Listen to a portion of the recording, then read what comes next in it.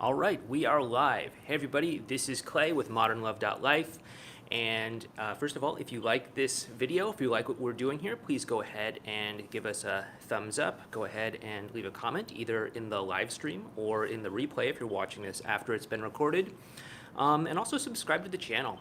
Be sure to hit that bell icon next to the subscribe button so that you can get notifications next time we go live if you want to ask questions or interact or anything like that. Today we're going to be talking about when to let go of a relationship. And before I go ahead and get into that, if you want to learn how to have a great, healthy relationship, please feel free to check out our book called Be Loved for Who You Are over at modernlove.life/book. That's a book that I wrote, and it's like a full real book. It's like, I think, 230 or 220 pages or something like that. So it's like a real book. You can actually read it over the weekend or something like that. But anyway, let's get into the topic of when to let go of a relationship. Now, there are two kind of scenarios that we're going to be talking about. First is if you are actively in a relationship and it's not working out, like when do you let go of that? And then the next one is going to be when you have already broken up and you want to try to work things out, but things are not going very smoothly. Like, when do you let go? Okay, so the first scenario, you're in a relationship for one reason or other, it is not going so great, and should you let go?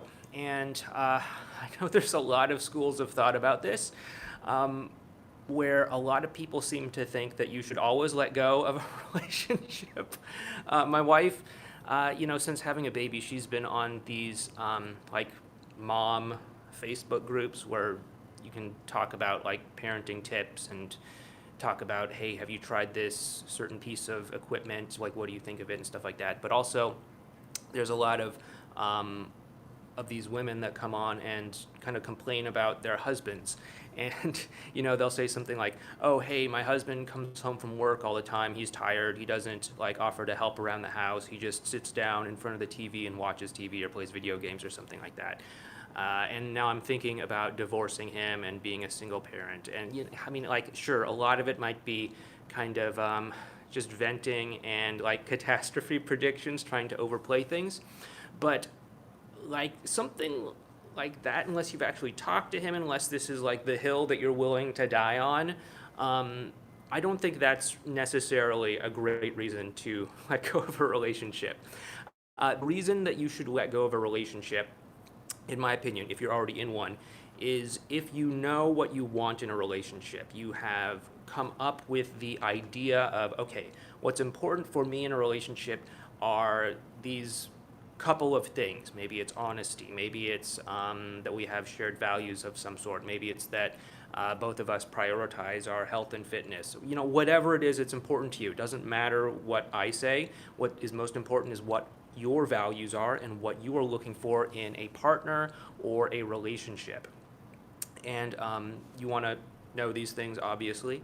And then if your partner is not meeting those needs of yours, those values of yours, and you talk to them and you say, hey, I've noticed that I really need to be with somebody that I can trust, and I'm not having an easy time trusting you, and I don't think it's just in my mind. I think that there are certain things that you're doing that are causing me to not trust you. Is this something that you would be willing to work on or willing to talk about or something of that nature? And if they are not willing to talk about it, not willing to work on it, not willing to work together with you to create a dynamic that both of you can live with and both of you can enjoy and both of you can get what you need out of. And, this is like one of those top level priority needs for you. Okay, this isn't like some sort of like level 25 need, 25 on the list that's not super important. But it's like one of the like maybe top 5 things that is really important to you. Then it might be worth it to consider letting go of that relationship and letting go of that person because they're not willing to change and they're not willing to step up and they're not willing to work together with you to make that relationship work. And so that would be a consideration for actually letting go of a relationship, is if you're not getting your needs met and the other person is not willing to work with you and not willing to do what they can to help in that sort of we container that we talked about in the previous couple of videos. And this is kind of a different take than a lot of people might be getting out there, because there's this belief that when you're in a relationship, you need to fight tooth and nail to save that relationship, to keep it going at all costs. But again, this is based off of what we're talking about over the past several videos, over the past like 2 weeks or so here, or a week and a half, I guess, at this rate. And that is that you want to be in a relationship that you can actually enjoy. You want to be in a relationship with the right person. You don't just want to be in any relationship. You want to be in a relationship with the right person, a relationship that gets your needs met, a relationship that, hopefully gets their needs met as well too.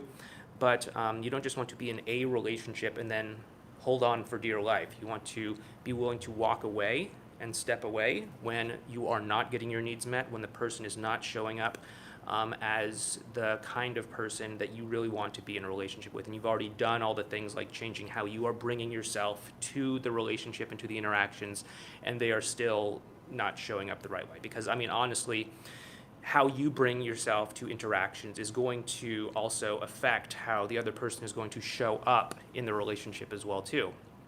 So that is definitely a factor. You want to work on how you're bringing yourself to the relationship, and then if you're not getting what you need at that point, then you need to seriously consider letting that relationship go, okay? That way you have space in your life to actually have room to welcome somebody in who can be the kind of person that you want in a relationship, who can be the kind of person that's going to get your needs met, okay? So that's the first scenario where you are in a relationship with somebody else and it's not going so great. The second scenario is if you are going through a breakup, you were in a relationship with somebody else, but that relationship ended for one reason or another, and you want to try to work things out with that other person. And things just aren't going as smoothly as you would have hoped. And a lot of what I just talked about is applicable to this situation. So first and foremost, you want to make sure that this is the kind of relationship that is worth fighting for and worth saving.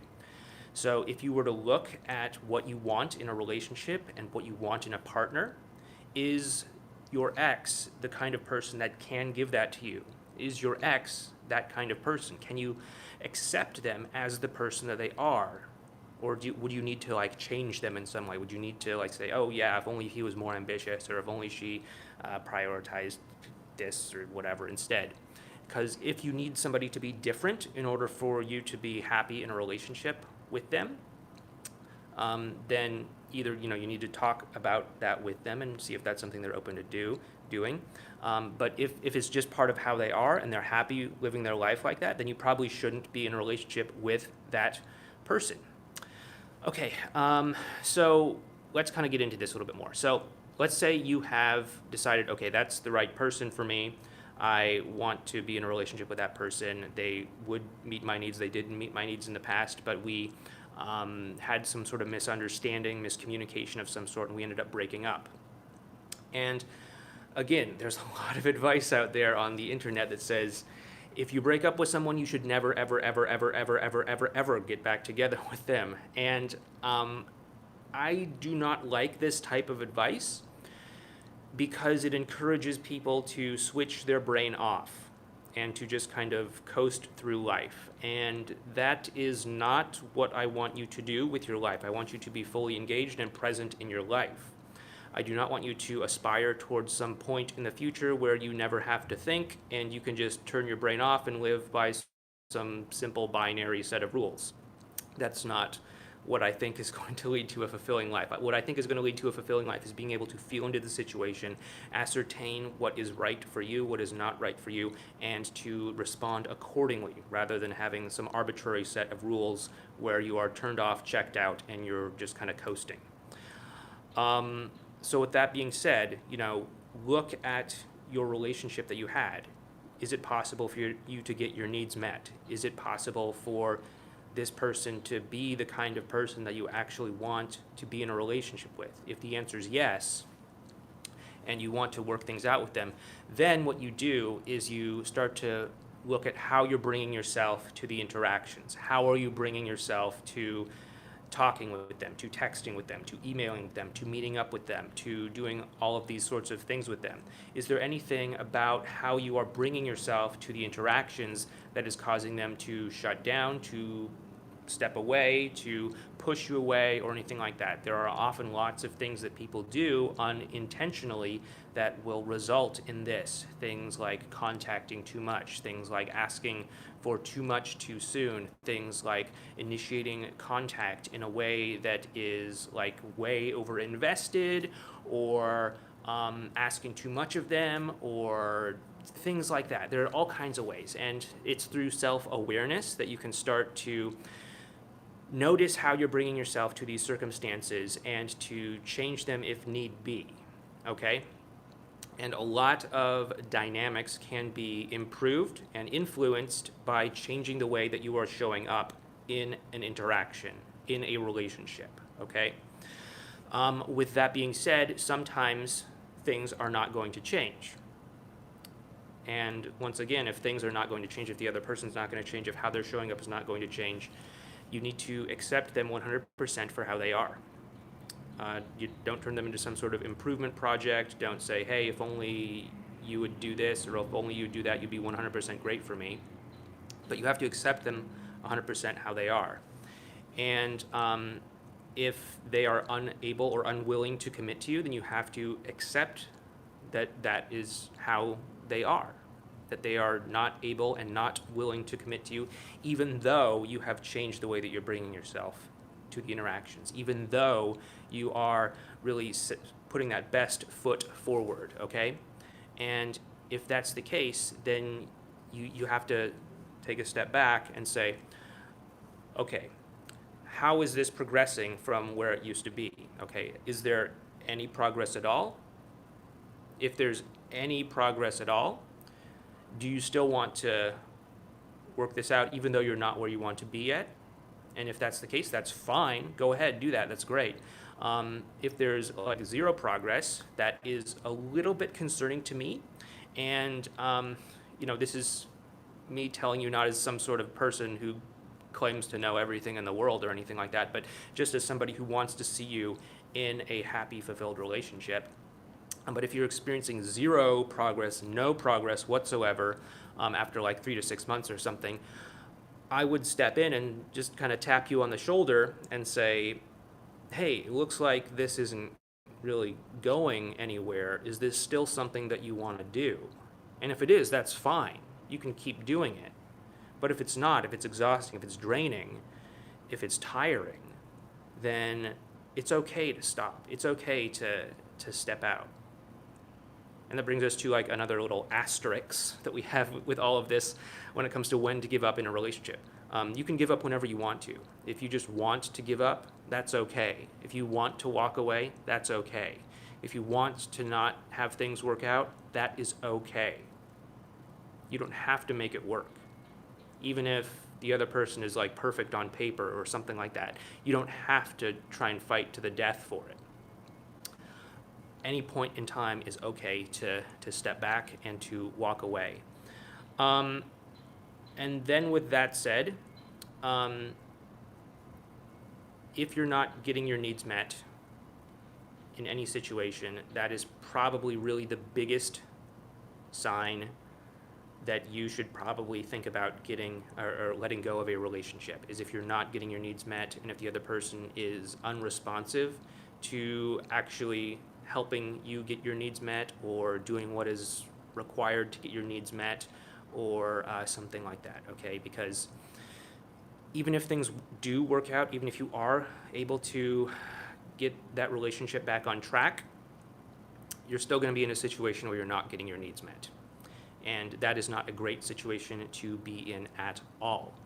So once again, this is part of this series of videos that I'm doing on healthy relationships, on getting yourself wired for a strong relationship by doing a lot of this deep work, because I know that oftentimes people will talk about, texting, what do I say when this happens, what do I do when this happens, and all that.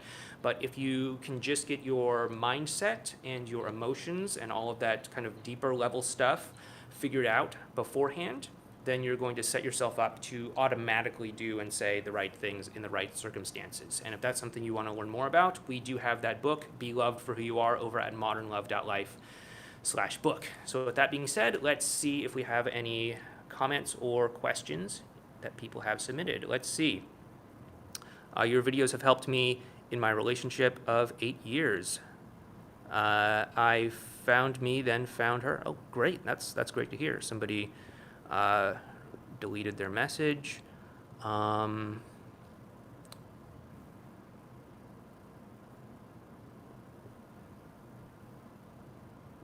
Okay, somebody says that they've done no contact, that they broke no contact after 2 weeks and didn't send multiple messages but got no response. Yet she still checks social media profiles daily and will not delete or unfollow me or block my number. Okay, so if you have contacted your ex and they're not responding to you, there's two things that could be going on. Number one is how you are contacting them may be not really inspiring them to want to respond to you. We talked about this yesterday. I'll go ahead and link to that. I think I would point over here because it's going to flip it in the recording. But I'll put a card over here in the corner on the replay of this after I'm done, obviously, recording this. But how you interact with somebody, how you contact them can either inspire them to want to reply to you or not reply to you, right?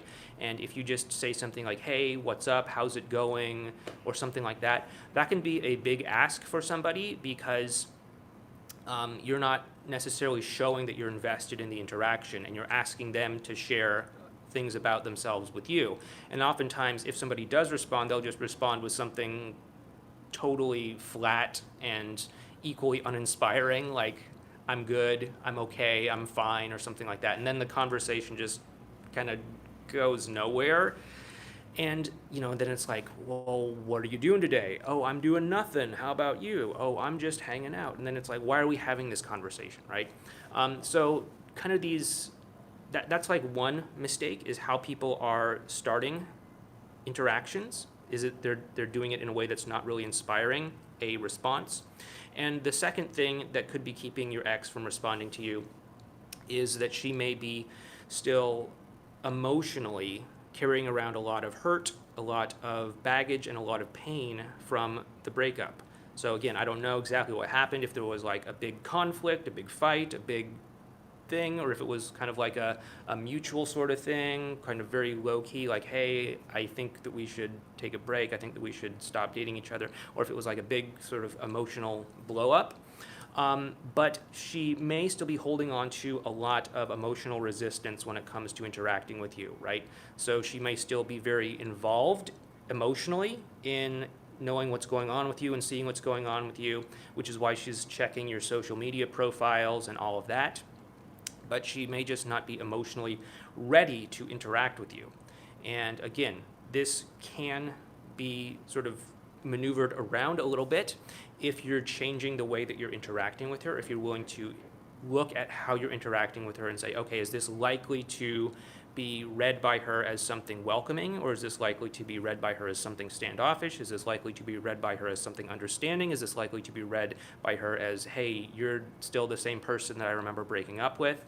And then the other part of that is also just letting her have a little bit of time. Sometimes it just takes time for that emotional resistance to go down. As more time passes, the charge of that emotional experience can start to dissipate, okay? Let's see if we have any other comments. Okay, that's where we left off. My ex texted my girlfriend and told her that she takes me from her, and I'm with for 1 year, so I don't know what. Okay, so I think your ex is texting your current girlfriend and trying to take. Oh, no, your ex is texting your current girlfriend and saying that your current girlfriend took you from your ex. yeah, like if you're happy with your relationship with your current girlfriend, then like this should not be an issue whatsoever. Talk about this with your current girlfriend. Let her know that you choose to be with her, that you are not like trying to start any kind of drama. And, if you're not needing to be in contact with your ex, then just distance yourself from your ex and just be with your girlfriend and have a great relationship together. Let's see what else we got. Hello from Europe. Hello. I guess it's probably evening over there. How do you know if she checks your social media? That's a great question. Like I don't actually know this because I'm not super involved in social media. I don't like it for a lot of reasons, and so I begrudgingly participate in it in order to do things like post these videos and stuff like that. But I don't interact too much in social media. But from what I understand, there are certain things that people can do to see if you read their message, certain like add-ons to see if you like open the message, if you open it and reply to it, if you don't open it, if you pretend to open it but then close it or something like that. I don't know exactly. That's a good question. I was with my ex for 3 years. We broke up but spoke every day since then. 3 days ago, it's disappearing. 3 days ago, we argued, is it best for me to go into no contact? Okay, so here's the thing with no contact. I know that I'm probably going against what a lot of other people are saying, but the only reason you need to be in no contact is if you are having interactions that are driving the two of you apart. Okay, if you're having interactions that are bringing the two of you closer, then you probably don't need to be in no contact. But if you are hurting the connection between the two of you, then no contact could be a good thing because it's going to stop you from doing further damage. So with that being said, you had an argument with your ex. I don't know exactly how it happened. I don't know exactly what the nature of it was. But if you had an argument with your ex, that may be a reason to do no contact. But it also may not be, right? Because you have to feel into the situation and you have to know how to respond. And the problem with a lot of people is that, it's become like almost a superstition at this point where it's like, hey, whatever happens, you want to do no contact. If your ex texts, you do no contact. If your ex doesn't text, you do no contact. If you fight with your ex, do no contact. If your ex and you have a great interaction, do no contact. If your ex contacts you, do no contact. If your ex doesn't contact you, do no contact. If your ex is dating someone else, do no contact. If your ex is in a long-distance relationship, do no contact. If you're in a long-distance relationship with your ex, then do no contact. Like, it just goes on and on and on. And I don't want you to turn your brain off and just think that whatever anything happens, just do no contact. I want you to feel into the situation. So let's talk through this. After having an argument with you, would you stepping out of the picture and vanishing and doing no contact, would that show to your ex, hey, when the going gets tough, I disappear. When the going gets tough, I give up? If that is how your ex would be likely to take that, then that is probably not a very strong relationship signal to be sending to your ex. Something that says, hey, you should think about being in a relationship with me, okay? So that would be the case for not doing no contact. If on the other hand, there is like something wrong, you're not able to have good emotional connections because of how you're bringing yourself to the interaction, something's wrong with your thinking, something's wrong with kind of your emotional state, like maybe you're stuck in that damage control mode way of being that we talk about, then you might simply say something to your ex like, hey, I don't know what really came over me. I think I have a lot of issues that I still need to work through regarding our breakup. Please don't take this the wrong way, but I'm just going to take a little bit of time for myself to work through some things on my own. And when I am in a better place emotionally, I will get back in touch with you. But just know that I'm taking some time for me. I'm not trying to like punish you or ghost you or anything like that. I just realize I need to work through some things on my own. And that could be a good reason to do no contact. It depends on kind of where you're at, depends on where your ex is at, how this is going to influence the whole dynamic between the two of you. Okay, guys, so we are coming up on 25 minutes. That's getting a little bit on the longish side, so I'm going to go ahead and wrap this up here. But I want to thank everybody for showing up. I still think it's really cool that I can just turn on my phone and push a couple buttons, and suddenly people in Europe are watching this video. That's kind of really interesting when you really think about it as somebody who grew up before the internet, and now we can just kind of do all this stuff with something that fits in our pocket. Anyway, yeah, so if you like what we're doing here, once again, please subscribe. Please go ahead and hit that bell icon. Please give us a thumbs up. And if you want to get a little bit more information on how to have a great, healthy relationship and great, healthy dynamic in that relationship, please check out our book, Be Loved for Who You Are, over at modernlove.life/book. Thank you so much for tuning in, and I'll